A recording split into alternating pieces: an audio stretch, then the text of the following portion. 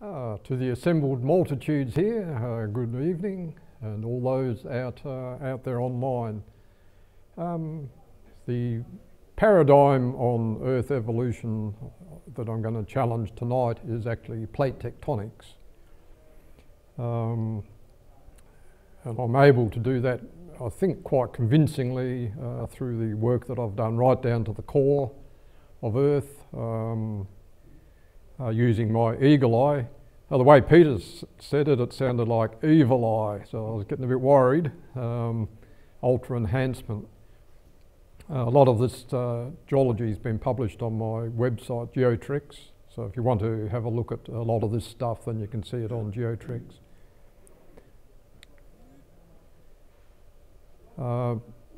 Since 2013, I've been giving webinars nearly for 10 years. This one sort of was brought about by a very well-known structural geologist telling me in a quite cryptic note, but also said that my structures were random artefacts and all of that type of stuff that I've heard heaps and heaps of times. That he also said plate tectonics is unassailable. So we'll see about that. So what change is a good thing? New data. There's a lot of new data that can challenge plate tectonics. So we're going to look at two traverses right around Earth in sections, and we're going to look at a lot of plans, one in the southern hemisphere, one in the northern hemisphere. Currently, seismic tomography sections around the northern hemisphere of Earth, if you string them all together like I did, they look like that. Effectively, you really get no structural detail out of that. And the structures and plumes there, as you can see from the straight copy that I've done of the seismic tomography, that it depends on what parameters you put in, depends on whether you got a plume or whether you haven't got a plume. So what's red in one is sometimes blue in another one. So very subjective, the system they use at the moment. If we only had structural geology. So we now have structural geology, and structural geology is fact. When you go underground, you see a fault there, it's fact. You image that same fault from the surface, could be there, could be not. So what you see in front of you, if it can be proved that it's that the fact structures we know, like the Mid-Atlantic Ridge, the African Rift, and all of those things, if you can see them on my structures, then there's no reason why not only those, but all the rest of the structures are fact as well. I think it's very important to keep that in mind. Otherwise you just argue. So the current plate tectonics hypothesis is based on mathematical modelling of geophysical data. However, and mathematical modelling will give you all these beautiful 3D shapes of lithology that's got the same speed of wavelength going through it, of seismic waves going through. It doesn't mean that's actually what the shape is, and we'll see how different it can be as we go through. The EagleEye enhancement method, I've adapted my original 1998 ER mapper geophysical process to work on ER mapper. Goodness knows what it costs now. It's about $40,000 way back then. When I went out consulting, I couldn't afford that sort of stuff, so I actually found free software that did a better job than ER mapper. Haven't spent $1 on software, and I haven't spent $1 on acquiring data. If I put together the hours I've worked on it, there'd be $1 million there. And the idea is to, just like focusing a camera, is to focus this fairly fuzzy picture of the Yilgarn, focus it down until you end up with structures and things that you can actually see. So in our geology tour of Earth, we'll be looking at many EagleEye enhanced known structures around the world. Now, I guess to the person who said that they're random structures, if you're a betting person, try and calculate the odds that this EagleEye structural geology we're about to see is a result of random processing artefacts. They're the exact words. Gazillion to 1 against. So we're going to look at the start off with looking at the verification of the structures. Canada, New Mexico subprovince, Ora Banda, Chicxulub, North America, Sweden. Then we're going to look do a circumnavigation of the southern hemisphere and a circumnavigation of the northern hemisphere and come up with some conclusions. So are the EagleEye structures valid? That's the $1 trillion question, and it is really a $1 trillion question. So I did these plans in 1998, just using the available gravity of so Kalgoorlie's about there, Agnew's about there, Walloona's up there. And from what I've seen, even now, the gravity that is presented publicly by the academics and by the companies still is not this sort of structural gravity. It's more colour contour stuff, which in most respects is useless for trying to target. So I'm a keen archaeologist, and I look at what the medical professionals do with very similar data to seismic tomography, and they just produce structurally advanced images just out of this world compared to what us geophysicists basically can do. Once again, why is this? It's an unpopular thought, but are we very slow to learn? So I've got a colleague that I do quite a bit of discussion with, Matthew Landry in Canada. Good day, Matthew. We're to and fro with our data, trying to help each other along with getting good data out of this type of aeromagnetics. So Matthew sent me across that, and then he sent me across absolutely fantastic. That one there is my attempt to recreate what Matthew did. He didn't tell me how he did it, but effectively use a spectrum slider. So you get rid of all these regional gradients, and you can actually see the underlying stratigraphy. I've done that on this aeromagnetics as a trial on the aeromagnetics around Ora Banda. So Ora Banda sits in here somewhere, 15k, Kalgoorlie's down here somewhere. And you can see that, well, compared to the original, you can just see lots more structure in there. So if you want to use this as a geological targeting plan, you can target on, let's say, that nice looking domal structure there, or that nice looking domal one there. They're sort of vaguely seen in this, but you can see the detailed structure here. So they're like actually very real structures, and probably haven't been mapped on the ground anywhere near as good as that plan there, which took me all of an hour to do. This one here is my very favourite enlargement, I guess, of original seismic tomography. So I was looking at South America. I got this plan. It's I think it's 10,000 kilometres across there and 10,000 kilometres in that direction. So 4,000 kilometres, that's the scale bar. Absolutely no structure seen in it apart from these very broad structures you see cutting across.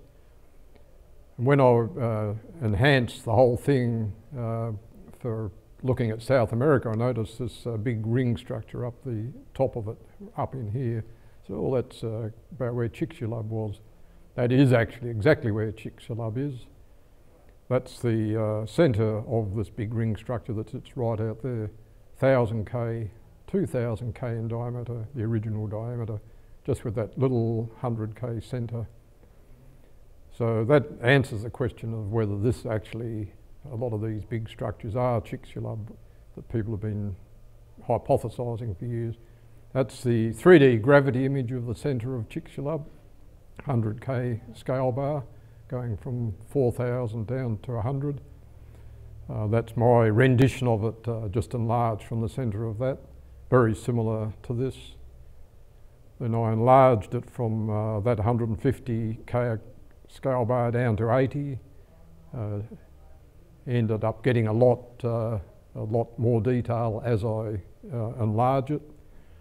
That process called dithering, which AI uses heaps when they come in from the sky and they focus on somebody's head that's about half a mile away, and they come in, and as it's coming in and as it's coming in, they can focus on it. And I've seen one where they are painting and they come in and focus on the eye, and then they go inside the eyeball, and that's called dithering. So you do it in a series of stages. So I did this in a series of stages. That's the equivalent of that. This is the very little central little bit down to 20 kilometres. Notice the increase in detail as you go. This little bit here is now 10 kilometre scale. I went into the centre of that, which is the centre of the Chicxulub impact, and that's that one. You can still see the circle with the radial fractures around it. And that's 1 kilometre now. And now I thought, oh, well, we'll go the whole hog here. I could keep going and going and going, but I went down to 200 metres, and that's still the centre with a ring around it. If you want to drill a hole exactly in the centre of Chicxulub, then I've pinpointed the spot you can drill it. So if you actually go from that scale of 4,000 kilometres with absolutely no structure to be seen whatsoever, people, geophysicists in particular say there's absolutely no way you can get structure out of that. Down to that, that's enlargement of that of 20,000 times, better than an electron microscope almost. And at the end, you end up with detailed structure. And that's the sort of thing that I can do with regional geophysical Landsat data. I can do that anywhere, and that's why it's so valuable for exploration targeting. So you end up enlarging your plan, and as you enlarge it, your detail gets better rather than worse. Another one, when I was looking at Europe, I found a large concentric ring structure right on the end, the nose of Sweden. You can sort of see it sitting in there in the topography. The reason for showing this is, well, not just because it's interesting, but because when I did that a while back, and then recently I did so that was with Landsat, and this one here is from this exaggerated topography. And that showed exactly, that's the same scale, showed exactly the same ring structure. Not as good, but it was there, along with the various structural elements that are associated with it. So, to me, the actual EagleEye system is very reliable definer of structure. Back to Earth evolution, so the current plate tectonics, well, forget about plate tectonics at the moment, but the early Earth started hot. This is what we're all told, molten Earth, and gradually cooling, and then builds up a thin crust. That crust accretes, but is then subducted back down again. Therefore, there's no preserved impacts or crust greater than 4 billion years old. And the plate tectonics, they're not quite sure when it started, but effectively the heavy work's done by the subduction, and then in the mobile mantle, this material comes back and comes back up in plumes to the surface. So the defining feature for the plate tectonic system is that you've got to have a mobile mantle. If you can prove that there's no mobile mantle, plate tectonic system absolutely is rubbish. It's out the window. Plate tectonics is, block tectonics maybe not. Plate tectonics is unassailable, as my good mate said. Why change a good thing? So just a summary, new data changes it, and if I didn't assault the unassailable, I'd be derelict in my scientific duty. Couldn't sleep at night. Amazing some of the stuff that comes out on in the scientific magazines. So just last year or a bit over a year ago, this globe rotating with earthquakes. So earthquake epicenters recorded over 1 year in 2017. Now I've always been taught that the earthquakes only really occur in the top sort of 50 to 150, no earthquakes under that. Well, these ones in the Aleutians, they go right down to the outer core. Tonga Trench goes right to the outer core, many of the others, so that we're looking straight down on the centre of the Pacific here. So how can that be? And there's almost no earthquakes whatsoever in the central Pacific, because the Pacific Ocean is expanding outwards, and you really only get earthquakes in transcurrent situations or colliding situations. And effectively this suggests that the lithosphere is rigid to the outer core, the Theia impact aftermath. Instead of a molten Earth, I would say that it was much cooler, because the collapsing material from Theia, like dust in space from this huge explosion, huge surface area, is all going to be at -80. There's no doubt that it just can't be molten still out there. So it comes back to Earth in about 100 million years. That's how quick it was. Not going to heat up in that time. The Earth has always been ocean covered. Can't get an ocean covered molten Earth. Just those two facts alone suggest that the Earth has been very cool and rigid. So what causes the huge upwelling area of about 1/3 of the Earth's surface? I believe it was the Theia impact. So the next slide will show you the images suggest the Theia impact may have reached the inner core. So that's actually the seismic tomography structure of the inner core. And if you look at it, there's a big ring sitting there, which suggests that something's hit the inner core at that particular point. Won't dwell on that too much. But if you want to have a look at it on your own computer and pull it up and have a look, you'll see that that's true. So the thing that alerted me to the Theia impact right at the centre was the fact that in the deepest seismic tomography traverses, plans of all of Earth, you've got these huge rings. This one here is right in the centre of the Pacific. Basically goes from the bottom of the Pacific, it follows the Ring of Fire almost, that one. So I worked out 50,000 kilometres around the perimeter, 3,000 kilometres deep. It's moving at say 10, it's gaining 10 millimetres a year, and I figured that, I worked it out that it was if the material just pushed up, it would raise the continents in a million years by about 500 metres. Well, that doesn't happen, so we've got to find out why that doesn't happen. So you can track these ring structures from the core right out to this is on the impact side, right out to the surface.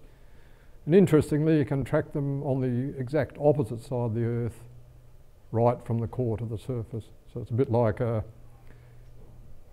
bullet hitting the Earth, bang, that's the compression side, and bang, that's the pop-out structure side. So what do these structures look like in plan view? I use this fantastic data set for serious Earth researchers, all the way from the surface at 175 kilometre depths, from 60 right down to the core. Like if you did the work that I've done on every one of those sections, those plans, and used all the sections, you could make an absolutely fantastic 3D structural map of Earth underneath. I'm getting a bit old to do that, so I'll leave that for somebody else to do. You can see, even in this, you can see the big rings encompassing the Pacific Ocean. So they're there for you to actually see. Not quite so clear there, still clear there. Well, I won't dwell on that, but you can see that, I mean, you're talking about something that's about 10,000 kilometres diameter, that ring. These rings here, they're 10,000 kilometres plus diameter. These are 20,000 kilometres diameter. These big ones here, that's another 10,000. And they're all rings associated, I think, with Theia, the original impact that's still impacting the tectonics of Earth. This is down on the actual, right down on the top of the core. You can see these huge big ring structures. I guess if you see that on Earth alone, you say, well, yeah, Bob, maybe you're right, maybe you're not. You've got no other verifiable independent evidence from outside Earth. We can't tunnel under the Earth to see it. Are there any other global rings on the other inner rocky planets? And with that big lead up, obviously there are. So we won't go too much in Mercury. There's rings there, and there's also huge big rings that go right around the planet. Goodness knows how they form, but orthogonal to each other in a solid rocky planet. Venus, which is Earth's twin, has got almost exactly the same system as Earth. Something obviously really big has hit here, a big basin in there. And this is the opposite side to that basin, and that's about 15,000 K in diameter. Huge series of incredible ring dikes, I guess you would say. And this is the highest part of Venus, the Artemis area, and I believe that's where, and the people that have been looking at this say, well, that pressure has actually come from underneath. That's not an impact structure. And I think that's the impact structure, and that's the what they call the far field structure, or the exit wound, I call it. Mars is absolutely the best one that I've seen, like fact geological mapping by the rovers, I guess, and by spectral imaging, but this is a basalt filled depression, and this is a volcanic, the big volcano Olympus Mons sits here, and the huge great big Mariner's chasm sits there. The Grand Canyon's a tiny little tiddler compared to that one. So there's been a huge variation in topography at some point there. Even now it's still 40,000 foot high.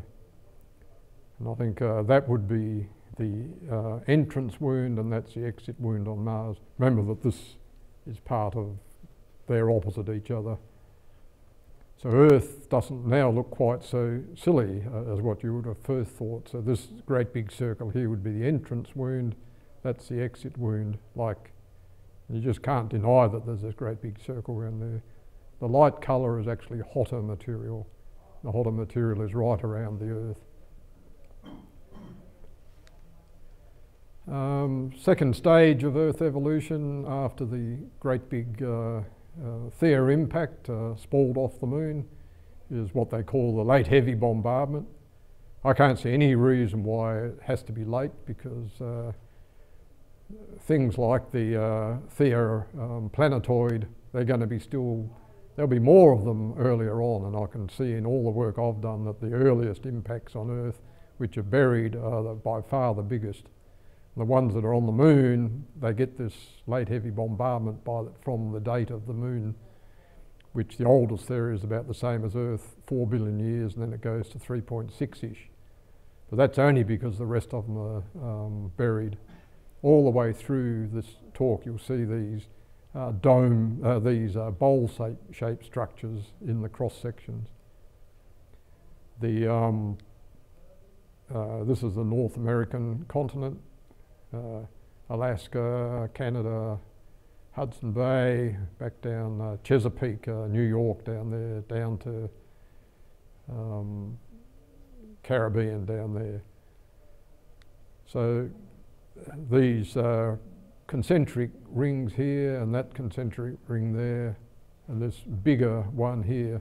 Those two are actually well-known impact structures, Chesapeake impact structure, only 20, 30 kilometres in diameter in the middle, maybe a bit more, and this one here is about the same. So these, what appear to be really small impacts, have got a huge effect right around, you know, go out for thousands of kilometres. So it's not so silly to think about, you know, something that's maybe 50, 100 kilometres diameter coming down and hitting the earth and producing much bigger ones than these. And these ones are very recent. You can actually still see these on the surface. So in terms of the evolution of the top part of the lithosphere, g'day Maury, making a very prominent late entrance here, is I say that what we can see on the surface is what they normally say, well, no impacts before 4 billion years because we just don't see any. In actual fact, they're all buried. And if you add a millimetre a year for the 600 million years of the extended late heavy bombardment, you actually end up with 600 kilometres thick lithosphere. And we'll actually have a look at that later. This is the impacts at the same scale on the moon as what these are in America, suggesting, yes, the late ones are smaller and just look very similar. There's no doubt that they're from the same source. First paradigm change in the evolution of the lithosphere is that you've got to recognise huge buried rings and linear structures. And if you don't recognise that they're there after this talk, then you've got your head in the sand, basically, and should look at your qualifications. Don't appear to be any, that being said, of course, nobody seems to see them. So, and that's just because you guys you can't image stuff properly. You really can't, and they're there to be seen. And when I say you guys, I mean geophysicists and people that claim to be the experts on this type of stuff. Thus, they are disbelieved and argued over. So if you still argue over them after this, then as I said, you've got your head in the sand. Contentious words, but I've never worried about being contentious. So these are really slightly modified seismic tomography from 250, 60 kilometre depths and 200 kilometre depths and 360 kilometre, all showing half of a donut of big ring structures at depth. South America's got quite a few of them. And this huge big one in Africa that goes right from Central Africa, unfortunately I didn't take a big enough area, but goes right around and comes around here in South Africa. Now well, to me they're ring structures, or half ring structures, plain as the nose on your face. Why are they broken in half? The interesting thing is that the actual continent, the continental margins appear to actually follow these, and that might be a clue, is that if you get a continent and then you get, say, a thing like the Mid-Atlantic Ridge runs up the middle, it's not going to take too much notice of these big rings, so that will break them in half. I've done a lot of work on compiling the rings in Australia. What I've found is that there's continuous giant ring structures from 75 to as far as I've gone at 300 kilometre depth. And the rings actually get bigger with depth, not smaller. And they suggest they don't bottom out at 300 kilometres, but they continue to much greater depths. The largest mineral fields associated with the most complex areas of these rings as you come up through them from 300 kilometres. Telfer and all those, Tennant Creek, Mount Isa, Limbic Dam, Kalgoorlie. I'll give a talk on exploration targeting in which I actually expound on a lot of those areas. and how to exploration target successfully in them. This is just a bit more detailed one of the suggested chronology of the crust or the lithosphere under Australia down to 300 kilometres with a extrapolated 1 millimetre a year increase in the lithosphere. So as the lithosphere gets melted off at the bottom and gets spewed back up to the top, effectively the later ones will bury the earlier ones. We'll have a look at that a bit later.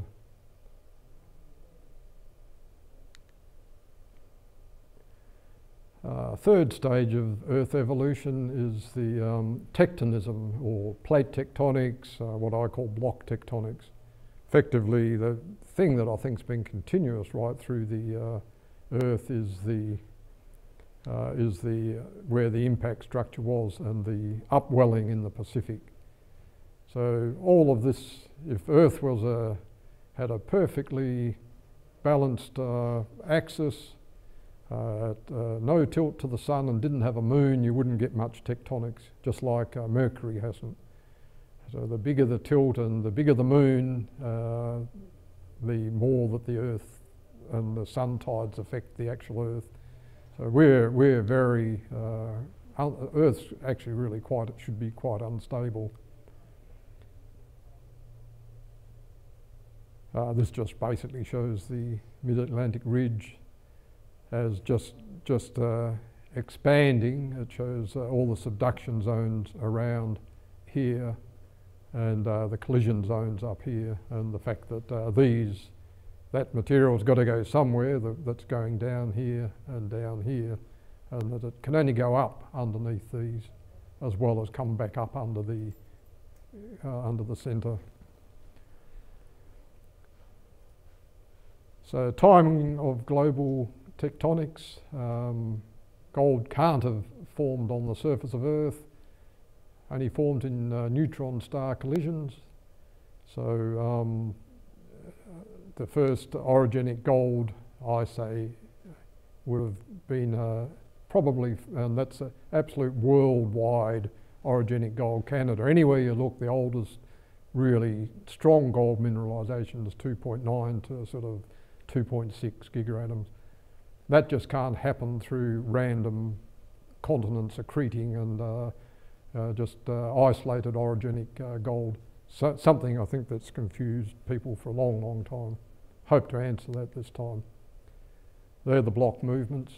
Effectively, all of this is stable, and this area here is what's actually the main one that's expanding. We're going to look through here and through here. We're going to investigate under the ground now. So Southern Hemisphere block tectonics, structural verification. So we'll look at the South American, African correlation of the Mid-Atlantic ridge, verification of the African rift, and then we're going to look at the Indian Ocean to South America and the Pacific Ocean to West Africa. So absolutely right around the world. And for that, we'll use this plan as a base plan, and we'll sit the sections on that. Right. So that's actually, oh sorry, this is I'm going back to the Mid-Atlantic ridge. So Mid-Atlantic ridge running down through here is really what started the whole plate tectonics global drift, continental drift theory back in the 50s. Absolutely certain that they've pushed apart. That's my EagleEye enhancement of that previous plan showing the structure. So that's what it looks like there. If you take the Mid-Atlantic ridge out, it looks like that. And the structures on either side look really very much the same, even down to the cross-cutting structures, except that the looks like the South American continent's twisted a little bit anti-clockwise. We're going to look at the African rift now. This just to show getting data from different data sets and I end up with the same structures, showing effectively that the method is consistent within itself. So African rifts there, we're going to look at that one in detail. In cross-section, basically the African rift runs from there. You can see it there. You can see it, a big wide lot there, which is actually where the main one is. You can see it running through there. Now the top is 60 kilometres depth and the bottom's 800 kilometres depth. So we're not looking at a little surface section here. You can see the rift running through there and you can see it fading and spreading in the south here. 800 kilometres, well, you figure it out for yourself. It's supposedly mobile mantle down there. 600 kilometre discontinuity, you can see easy as pie there. Big down warp bowl structures, you can see them. This one's another piece de resistance of verification of the EagleEye process structures. And I think the main one is this one coming down through here on at 60k depth. It comes down to there and then splits. And this double fault that sits down here is quite unusual to see a double fault like that. Lines up exactly with that one there. And other faults and things, they all line up exactly with the faults on the surface. You can see the large bowl structures. Why I say I think the impacts have impacted down to 600 kilometres. Discontinuity is these do seem to stop at about that depth. However, the structures don't stop at that depth. This one here was the first structure that I saw that went right to the core. So that's the African rift running down there. A little bit of dislocation here and there, but in fact it's a wide structure going right down. Now, this thing's been touted as a big plume up under South Africa. Well, if it's a big plume, it's a very clever one because it can get through rigid, brittle structures all the way.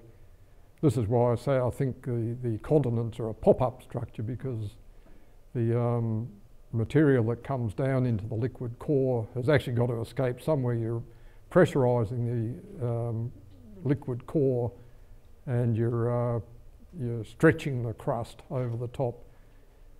So effectively you've got a huge pop-out structure here going up at exactly the right angles. We're going to look right around the world now, from firstly section 1, and then we're going to go right around the world in the southern hemisphere, looking at this whole question in section. So this is the first section across the Pacific. You going from Sumatra there, Australia sits down in under here, and Tonga Trench there, proposed 3-year impacts there, and you get across to the edge of the Nazca Plate, and South America's here. The only thing I really want to point out here is that the plate boundaries, the Australia Plate and the Pacific Plate, effectively the boundary goes right to the core. Structures go right to the core, right through these two great big plumes. What are called, these are the signature plumes that people use to say the plumes coming up and replenishing the Pacific. This is the Pacific Ocean, right at the surface. So these structures here and this structure here, they go right to the core. We tend to think of them at the moment as just surface things in the crust. The old maxim of half of the length is what they go in depth, and these things are 5,000–10,000 kilometres long. It's interesting that around where the theorem impact, I think, happened down right through to the inner core, there's a very big change in texture in the Pacific. This is the next section going from effectively the Tonga Trenches there, right across through the Nazca Plate boundary, which once again steps across not sure which way it goes, but it steps across as a vertical structure to the core. We'll have a closer look at this subduction zone here. We'll really have a closer look at these flat faults that you can see. I mean, these things in the past have said, hey Bob, you've got yourself a whole lot of processing errors there. I said, no, they're not, no, they're not. And then we'll, I don't think we'll look at this side much at all, so effectively we'll concentrate on this area now. So this is a subduction zone under South America, so this is the big wide part of South America. This is where the big rings were and where there's bowl-shaped structures all the way through here. But the subduction zone goes down there. So remember that the subduction zone is subducting cool oceanic crust. And that cool oceanic crust, I mean, I'm telling nobody anything new here, ends up down into the, it's just getting cut straight off at that point, whereas the rest of the lower lithosphere is actually quite hot. Where the subduction zones are, you've got stuff that's got the same temperature characteristics as surface rocks going straight into the liquid outer core. The big important thing here to define what these hot rocks are, or what these rocks with slower S-wave velocities are, is the fact that it suddenly cuts off on that great big flat shear. Like great big flat fault, which I think is, you're getting this whole top part pushed over this part, and you've got yourself a big flat fault running through. And I've seen that heaps of times. In the mineralisation one, I'll go into more detail about these huge structures that go right from the core up and line up with the mines at the top. So the Southern Hemisphere seismic tomography, old and new, that's what it looked like. That's what most people think of it as. This is the mobile mantle. This now is the very immobile mantle. Mantle being totally the wrong word, immobile lithosphere. Now we'll look at the Northern Hemisphere. Much the same message in this section. Interesting thing about this is the correlation between the fine detail structure in the Pacific floor, in the Landsat effectively of the Pacific floor, and the detail structure here, which is laminated. Both of them are laminated. These are supposed to be vertical, but they're still going to end up as straight line structures. In here, there's not much lamination. In here, there's not much lamination. Over here, it's basically really quite contorted, and there's huge big structures that go from the surface. In fact, they radiate downwards here as opposed to outwards, which suggests that there's a big general force. This is hot material trying to get up.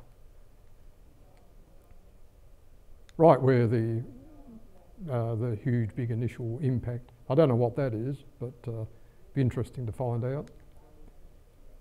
So another section through North America now.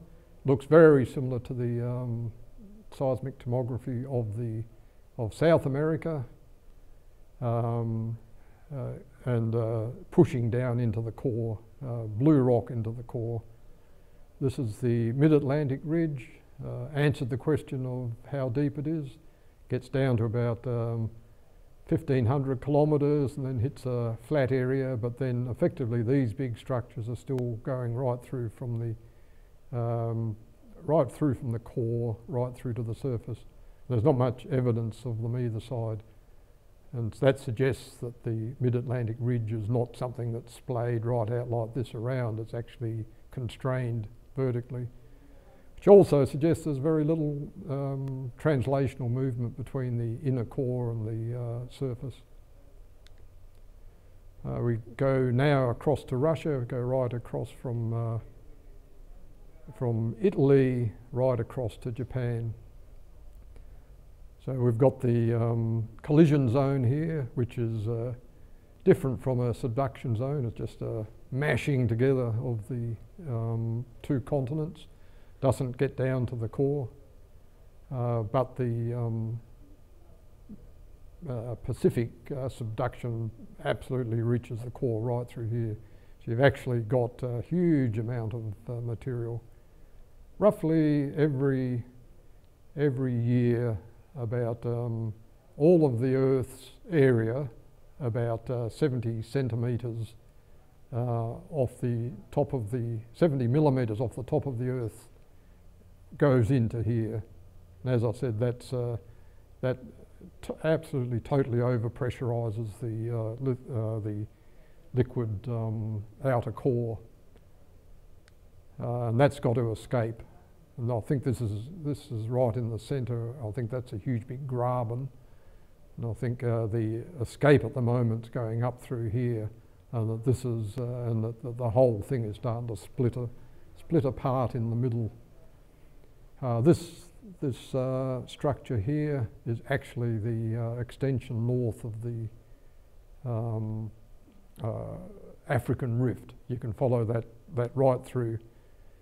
So these structures, like Africa's moving into Europe and India's wafting off in that direction, these structures don't seem to take any notice of that.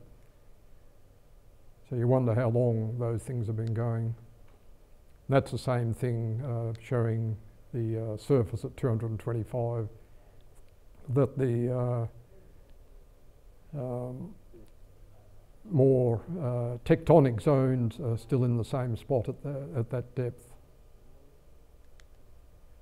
This is a summary of the global seismic tomography.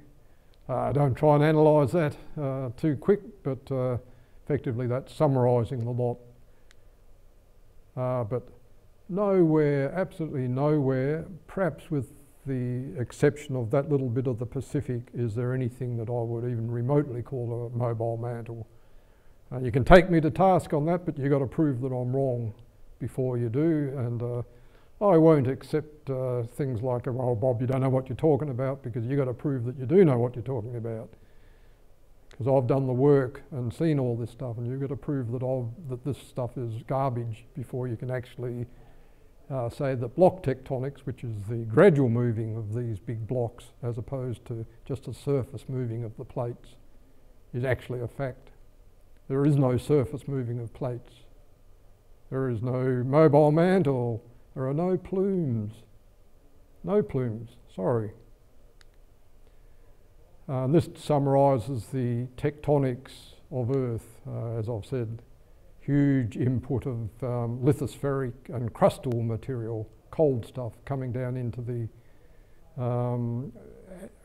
liquid core, and over-pressurising. So you've got to have a mass balance. You can't have that stuff going down and still have this unaffected. This is expanding. It's probably where the expanding Earth of whatever his name was, Wagner was it, way back actually came from, because the Earth is expanding.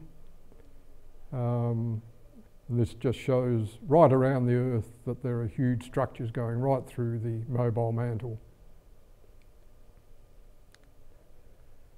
So what has changed in this talk? So you've basically seen evidence of huge Thayer impact exit and impact ring structures. Seen the evidence of the late heavy bombardment down to 600K. Seen ring structures and the huge depth extent of the ring structures. Seen absolute multiple examples of structures, brittle structures to the outer core. Seen subduction. Well, we haven't seen it. That's just a hypothetical by me, but it's actually got to do something. It can't just keep going down, otherwise the lithosphere would join up with the inner core eventually. The outer core appears to be quite a consistent lower base, which can't happen if you don't dissolve the material. There is no conveyor belt mobile mantle, no plumes, and the mineralisation, which we'll be talking about in the next section, comes from ascending excess material from the core. End of talk. Is there any questions? Yep. See you next time.